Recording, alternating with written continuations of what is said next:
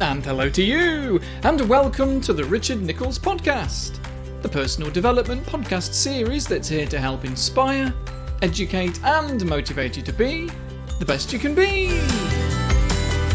I'm psychotherapist Richard Nichols, and this episode is titled Self-Discipline.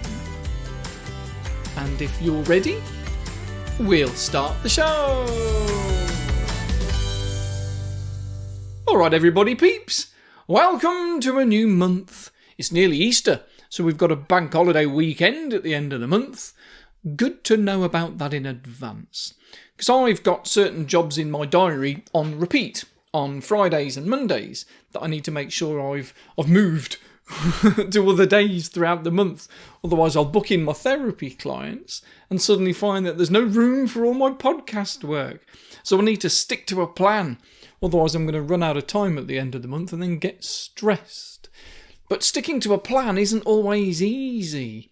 We know what to do, but we often get distracted, don't we? Well, I do. Or we prioritise the wrong thing, and that's where self-discipline and willpower has to come in. It's the same for choosing an apple over a Cadbury's cream egg, isn't it? You know what's the right thing to do, but the pull of what you want right now is usually greater than the desire to look after the future you. Because future you doesn't really exist, does it? If you ask someone if they want £10 now or £20 in a year's time, almost everyone takes the £10 now. Even if the 20 quid is absolutely 100% guaranteed. Future you in a year's time doesn't even exist yet, so it's hard to do the right thing. It takes proper discipline, but it pays off, it really does. Having control over yourself, being disciplined in the right way for you, can create better relationships with other people, as well as a better relationship with yourself, better health, better finances, just a better you. If you know that practicing some mental relaxation exercises for 20 minutes each evening is going to make it easier to deal with your partner's annoying habits, then stick with it. If you know that 10 minutes of Pilates for beginners every morning is going to make it easier to sit in front of a computer screen all day without getting tight muscles, then stick with it. If you know that the Skoda Fabia that you decided to buy, that's only going to cost you £250 a month, but isn't available for a couple of months, is going to be better for you in the long run than the £350, £400 a month Audi that's ready now, then stick to your decision. But sticking to things means being disciplined, doesn't it? And that can drain us. It really, really can. Because it's a skill to be learned and practiced. If self-discipline is easy to you, then that's because you've practiced it. And that's the same for the opposite. It's the same for recklessness, impulsivity. If that's what you've practiced, then that becomes a skill. Something you can do without thinking, literally. Because everything you practice becomes unconscious to you. Walking, talking, everything. And that's the same for self-discipline. But you have to practice. From a neurological perspective, it's to do with the prefrontal cortex, the front of the brain, the frontal lobes above the eyes that we think with and make decisions with.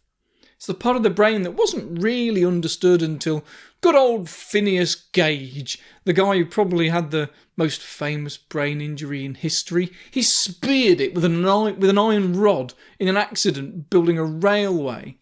If you don't know his story, I'll go into it briefly.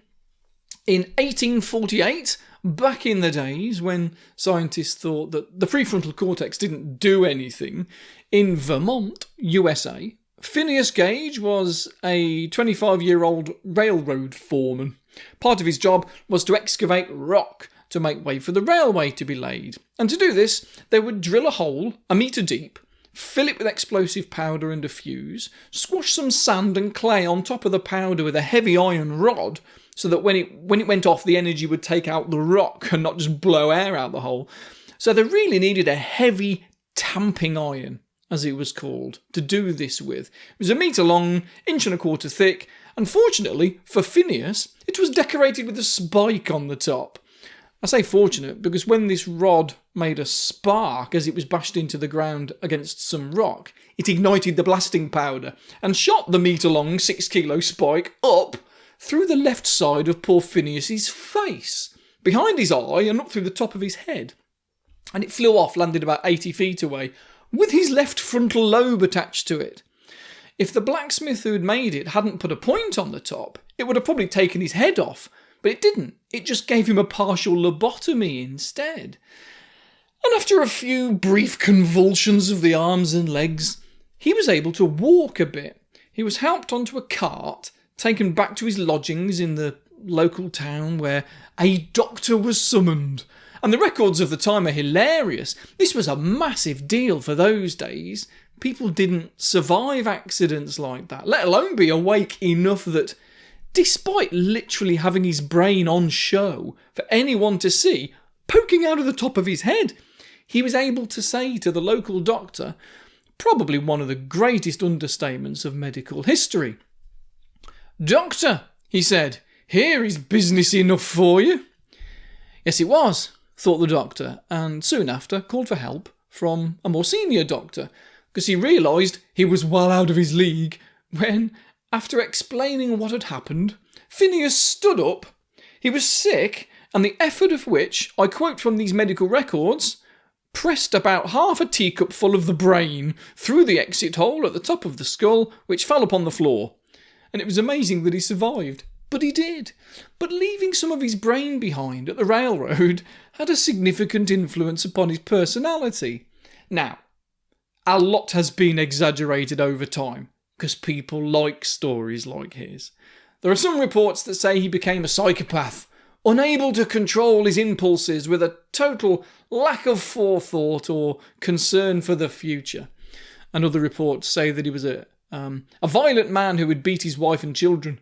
Now, I am going to question some of this, especially as Phineas Gage never married and he had no children. So we need to be careful. I don't want to fall into the same trap of telling exaggerated stories for effect that help keep a myth alive. That's how religions start. But exaggerated as they are, those stories come from somewhere, because we now know that the prefrontal cortex is the part of the brain that's responsible for forethought and decision making. So Phineas Gage probably did struggle in those areas afterwards, as have many people since. But, as with Phineas Gage, not forever. The brain repairs, heals, rewrites itself so that the other areas of the brain can take over the responsibility. It's amazing. It's called neuroplasticity, and is this incredible ability that the brain has got to adapt when you force it to change. And that's the key. It doesn't do it by itself. You do it. You change it. Injured or not, you have the ability to change and strengthen areas of the brain responsible for anything and everything, including the prefrontal cortex, including the areas responsible for forethought and decision making. But you need to practice it. You need to practice self-discipline. One way of helping with that is something that psychologists advise for people with ADHD. If you've got a lot of what they call transitions in your day, use an alarm to remind you of the transition. By transition, they mean moving from one thing onto another, like first thing in the morning, there's a series of transitions. Once you're up, there's breakfast, shower, brush your teeth, get dressed, get your stuff together, and these transitions can go on all day. Someone with ADHD can get stuck really easily in one of the transitions that we go through throughout our day, and they'll just stare out of the window and not realise that 10 minutes has gone by. It feels like 30 seconds. And even without ADHD, that can happen. So it's a good idea to set a timer to go off every 3 or 4 minutes or whatever's appropriate. That gives you a jolt back into the real world to get you to check if you needed to transition on to the next thing. I've suggested that to procrastinators to quite good effect a few times. They've got an essay to write or whatever, but they'll just scroll through Instagram first, and the alarm that goes off every 5 minutes is like an exclamation mark at the end of it. It helps them to go, oh, yeah, all right, off. and they transition then on to what they should be doing. Sometimes the internet rabbit hole is convenient. I did it when researching this episode, hence why I went on about Phineas Gage, because I found the doctor's medical reports on Google Books and spent 20 minutes longer than is probably necessary reading it, when I could have just read it all on Wikipedia. And if you fall into a YouTube rabbit hole of one video after another, then an alarm that goes bing every 5 minutes on your phone can be a real wake-up call. It wasn't that long ago that if you were sitting on the sofa and a thought popped into your head like, what's that actor been in? I've seen him in something before. You'd think to yourself, next time I turn my computer on and log on to the internet, I'll have a look. And you probably wouldn't. You'd forget, and the world would still spin, and we'd all live happily ever after. Not so nowadays, is it?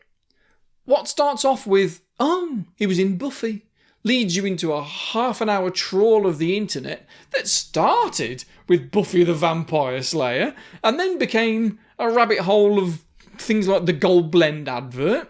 And before you know it, you're reading about the most expensive coffee in the world, of beans that are passed through the digestive system of an Asian mongoose. And then an hour has gone by.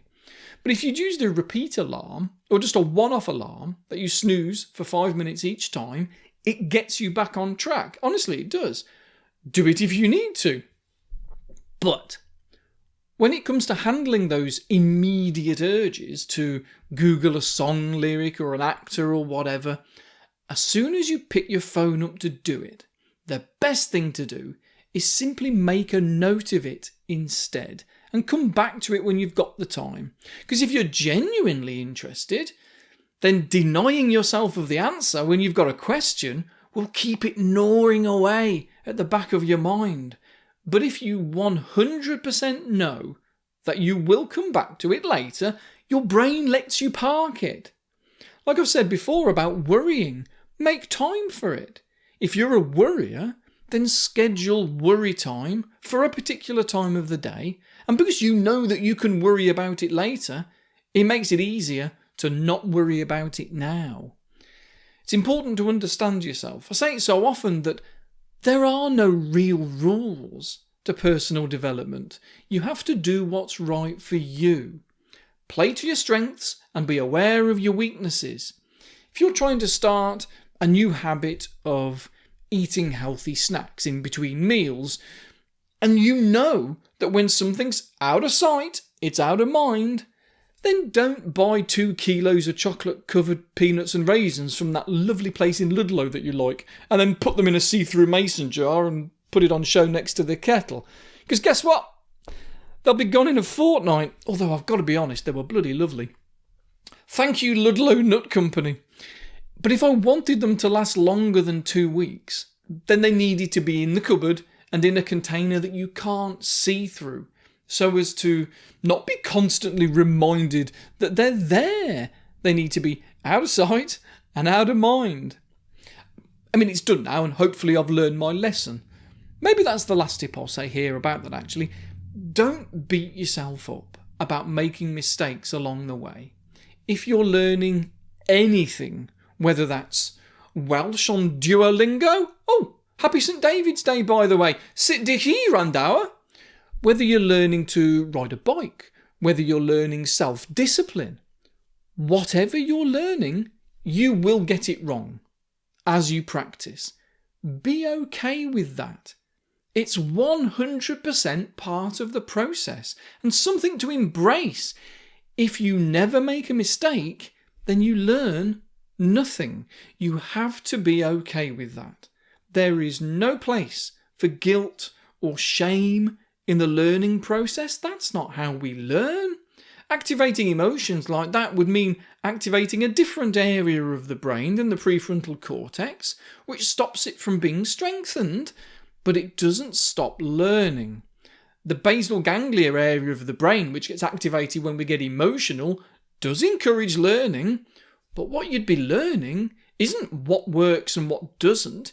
You already probably know what works and what doesn't.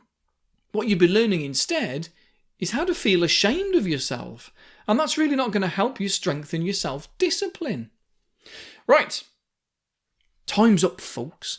As always, there's a weekly episode, just like this, every Monday morning on my Patreon page. Subscribe on there if you want access to those. There are hundreds of episodes, hours and hours and hours of stuff to help you with your mental health and personal development, and for the absolute bargain price of just £6 a month, which is far cheaper than therapy.